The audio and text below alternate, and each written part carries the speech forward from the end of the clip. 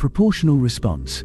Book 1, Chapter 24, Part 1, The Long Hole. Kegot squeezed more fargle root into the pail of water, while his daughter, Shish, sponged more of the infused water onto the deep shockwhip wounds on her brother's back. Agrand, the voter who had forced Kegot to sell him his farm, after the man had received all of the surrounding lands as a grant, would be angry at him using some of the cash crop to tend to his son. But the man would never know. Kegot and his family had stored caches of the food crops in areas around their barren patch of land in case something bad ever happened. I am glad we started keeping those stores and have been able to hide them from the workers voter Agrand brought in. He squeezed his eyes shut as his son moaned, and he coaxed more juice from the root. I came out here to get away from them, from those damned voters and the tail suckers who think they can get themselves elevated. We were so sure that they would never try to take such worthless, difficult-to-grow-in land, and would leave us alone. I should have known there is nothing of value those voters won't crash in and steal. Being forced to sell my farm to that bastard, and then generously being allowed to indenture myself to him when the debts he'd caused me to incur weren't covered by the highway robbery price he paid for the land. His son groaned again, and his son groaned again, and he realized he'd begun to shake, and that shaking had jostled the bed. Matter at hand, Kegot, matter at hand. He looked over at his daughter and could read her thoughts from her expression. He kept his voice soft, but firm as he looked her dead in the eye. No. She shook her head sadly. What choice do I have? Agrand will do worse to him tomorrow if I can't be found, and you know he won't survive it. After that, he will start in on you. He shook his head. He can't start in on me, and even his pint-sized brain and stunted tail knows it. And so do you. Or is there someone among the hundreds of lazy idiots he saddled us with who has learned a single thing about what is required to coax life to grow in this barren land? The locked gazes for a moment, but neither had any real heat in their words. They knew they were in an impossible position and had no way out. A single tear rolled down Shish's cheek. I will go with Agrand when he comes back, father. It is the only way to save the two of you. Kegot shook his head. I will kill the man first. His daughter gasped, then put her hand to her jaw in shock when she saw the red in his eyes. I lost your mother to illness, and your oldest brother to that monster when he found out we were holding back the root to try and cure her. I will not let him have you. A soft voice floated up from the cot between them. Nor will I. Saran groaned when he shifted to look at his sister. You were too young, and don't remember them, but I do, Sish. Your lost brother was everything I try to be. No, you will not let that monster have you. If he tries again, father and I will kill him. They will not be able to punish you. Without you, the land here will fail. No. Sish knew, even in her pain and fury, to let any of their words be spoken loud enough to carry past the walls. But she put an emphasis on the single word which brought her brother up short. You two are all I care about in this world, and I will not have you dead to save me. Kegot struggled to keep his voice down. That tailless wonder has taken everything I have except the two of you. He will not have you, not while I live. Sish looked at him with iron in her eyes. Then we run. We can boil down what remains of the reserves tomorrow night and take the extract with us to sell on the black market. That should get us passage. After that, we try and get in touch with the resistance. Kegot shook his head. Have you heard about the casualty counts that the resistance fighters are facing? She gave him a curt nod. They are almost nothing so far. Everything else you hear is voter propaganda. Think about it, father. If resistance people were dying in the numbers that the news reports, the Republic would have entire cities depopulated by now. We can't leave though. What will Agrand do to everyone else here if we leave? I may not have wanted these people here, but I feel have a responsibility to them. They hate you. Every single one of them. They call you the little voter behind your back, and that is the least of it. This declaration took him aback, and he sat quietly for some time. Yes, daughter, I know some of them resent me, and think that I have privileges or status somehow above the rest of them, but I am an indenture, just like they are, and there are some who are dear to me.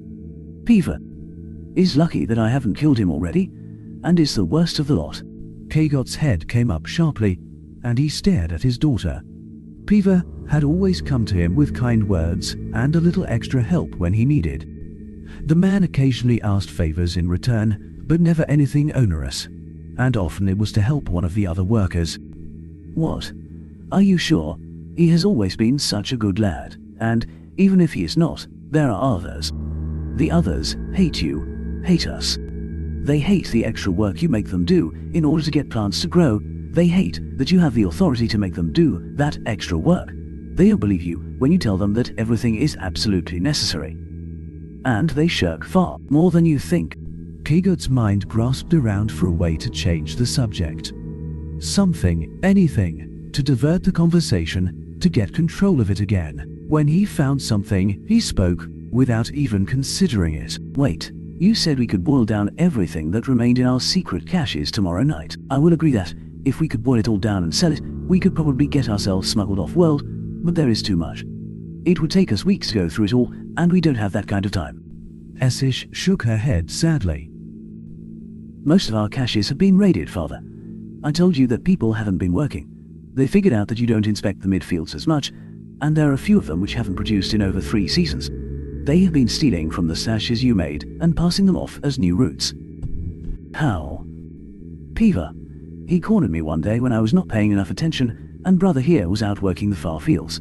He nearly managed to force me into a bed and gave me a choice: submit to his attentions or tell him where the secret stashes were. I had no choice, Father. I gave up a few of them. Piva has always had his eye on me and has tried to butter you up for most of his life in the hopes that you'll hand me to him. This would be bad enough, of course, except that he isn't even really interested in me. He is interested in becoming your male heir. He doesn't believe, has never believed, your insistence that you don't have privileges above the others. Not that it would matter to him if he did believe you. He likes bossing others around." Kagot felt a fire in him at her words. "Piva tried to..." His daughter held up a hand. "It wasn't the first time he tried, Father. Just the first time he managed to get his hands on something he could use as a weapon. It doesn't matter, though. He has done far worse. Who do you think turned my oldest brother into a grand?" Kagot saw red. "I thought the bastard had deduced it on his own." She shook her head. "No, Piva ratted you out. A few of the others had seen you coming back from a cache and told Piva. Not that any of that is really important now. I was able to hear Agrant's plan while I was hiding. He will come back in a week after Esran here has healed enough to be beaten again without dying. The voter then plans to beat Esran within an inch of his life again, and beat some random child fully to death unless someone tells him where." She held up her hands and began to speak quickly before he could interrupt. "It won't happen, though. We run in 2 days. No one will expect us to come out tomorrow. I wish I could say that they won't begrudge us the time to heal, but that would be a lie. They will leave us be, however, and take the chance to shirk their duties in the fields." Pigot felt a touch of sadness as his daughter's eyes turned vicious. "As for Agrand, and the people here who so hate us for keeping them alive, tomorrow night you two will gather what is left in the caches, and I will use what you taught me to make timed explosives. The night after we leave everything we have harvested, as well as all of the fertilizers and tools required to keep this farm working, will be cleansed in fire." "You used to chide me for playing dumb around everyone, but now you see why I did. No one pays any attention to the pretty, but slightly dumb, female, not even other females. And I've learned a lot. Like Agrand went deeply into debt to much higher generation voters than himself in order to finance his campaign to bankrupt you. If this farm fails, he will lose at least a few generations of his voting rights, and may even be stripped of them entirely.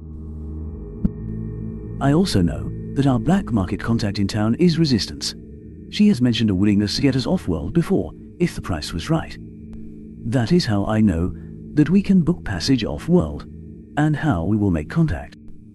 Agrand doesn't expect Esran to be able to make a journey so soon, so he hasn't posted guards. He doesn't know about the cache of the route." Kagot's head had lowered slowly as his daughter talked. Shame, sadness, betrayal, self, minus doubt. All of them warred in his heart. Finally, he felt his tail lash about, and anger pushed through. "You are right, daughter. You have your mother's fighting spirit, the same spirit that would have pulled her through that illness if her grand hadn't posted guards to make sure we didn't use any more route on her. He felt a single tear roll down his cheek as he remembered trying to find ways to smuggle the route into her, and the beatings he'd received when he tried. "We will do as you say. Get your rest." 2 mornings later, he woke before dawn and switched on the small computer he had managed to keep hidden among his belongings. He inserted a memory crystal and started to speak. After he'd finished his recording, he transferred the proof of his statements onto the crystal. He then made several copies, packed up the computer, and woke his children.